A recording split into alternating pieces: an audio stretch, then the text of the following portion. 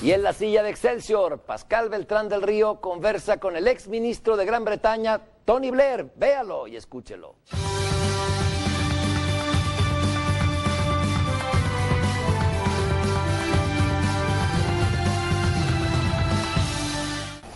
What is your forecast on the situation in Europe? What impact do you expect it to have on the rest of the world? If we don't resolve it, it's going to continue to have a serious impact and potentially a devastating impact. And so it's necessary, I think, over these coming months, really, for European leaders to take decisions that I believe are immensely difficult but absolutely necessary. What kind of a reform is needed? Essentially, we've got to do two things.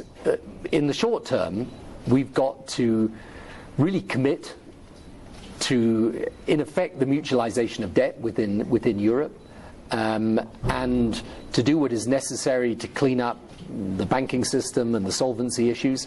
And we've got to have some possibility of stimulating growth in Europe, because without growth it's very hard for people then to do the long-term thing that's necessary, which is the huge structural reform. I mean, all our pension systems, welfare, public services, the way the state is run, these things have got to change if we're to survive. You were just saying that this is teaching Europeans a tough lesson.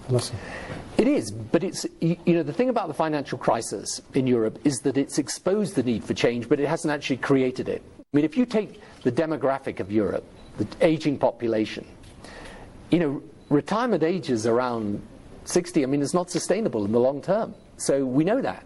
And, you know, when you've got situations in which, you know, tax systems don't work properly and, you know, you don't have proper means of sort of actually driving value for money through government services, the thing won't work. So, you know, in a way, what the Europe crisis has done is it's forced us to make changes that in any event we were going to need to make. But short term, I'm afraid, we've got to take some very tough measures, particularly Germany, and that's, you know, unbelievably difficult. What about the euro? Is there a future for the single currency from your point of view? No, there's definitely a future for the single currency. But the truth is, countries joined the single currency before they were quite ready, and those countries are now going to have to adjust at a point of crisis. And the difficulty is, I mean, we've got youth unemployment in places like Spain over 50%. I mean, this is pretty serious.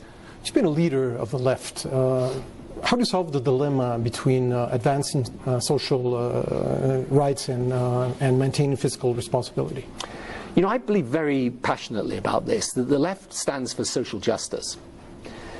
But the means of delivering social justice have got to be means that are practical. If you don't deliver a strong economy, you're not going to deliver a just society.